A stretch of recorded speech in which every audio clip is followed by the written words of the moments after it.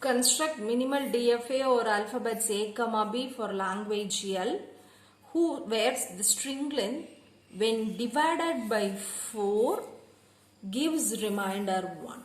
Divided by 4 gives remainder 1. So when you consider the string length, if the string length is x, then x mod 4 is equal to 1. That is x mod 4 is equal to 1.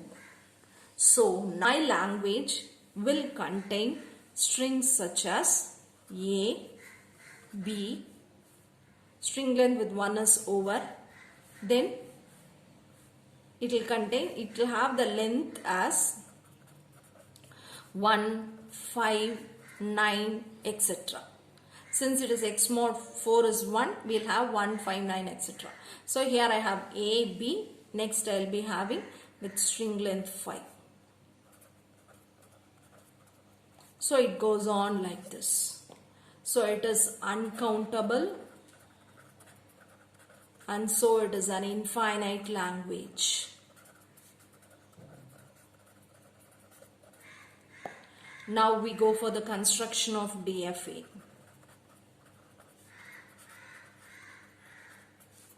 Whenever you go for considering a DFA, always go for considering the smallest string possible.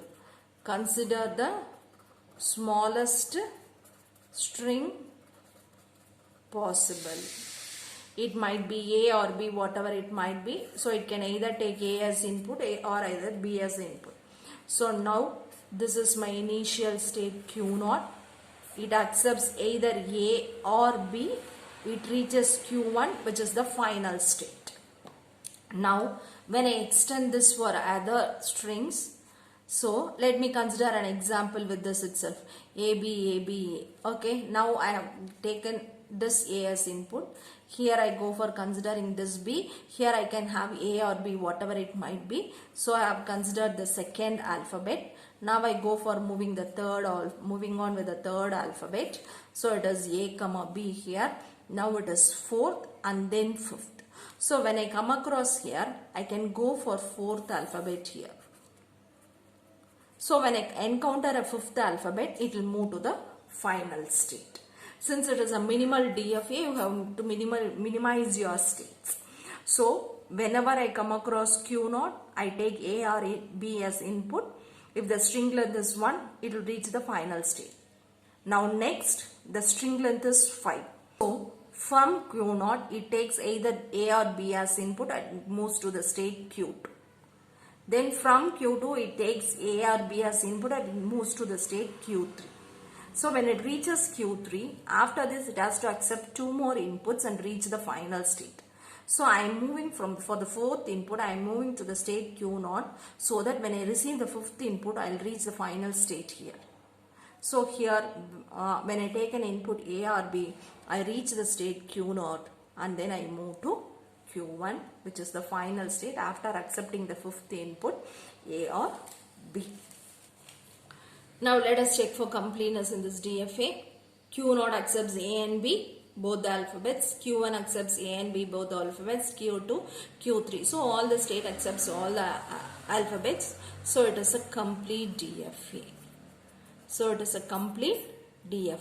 Now we are going to check with an example and a counter example.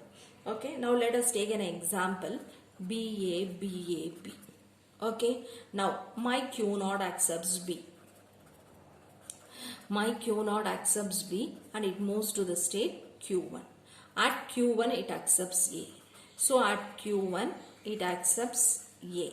So it moves to the state Q2. At Q2 it accepts this B.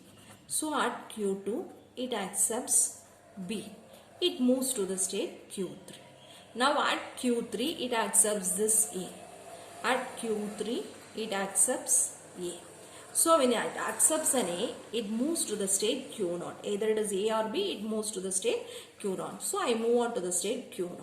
At Q0 I accept this B. So at Q0 I accept B. Q0 accepts B. So it moves to the state Q1. So this Q1 is the final state. So this Q1 is the final state. So string BAB is accepted since it reaches the final state. Now for a counter example, let us take a small example. Let it be, let us take half of this, BAB. Okay. Now Q0 accepts B. It reaches Q1. Q1 accepts A, this A. So it reaches Q2. Q2 accepts B. So it reaches Q3. So at Q3 it stops, and this is not the final state. And this is not the final state. So BAB is not accepted since it does not reach the final state.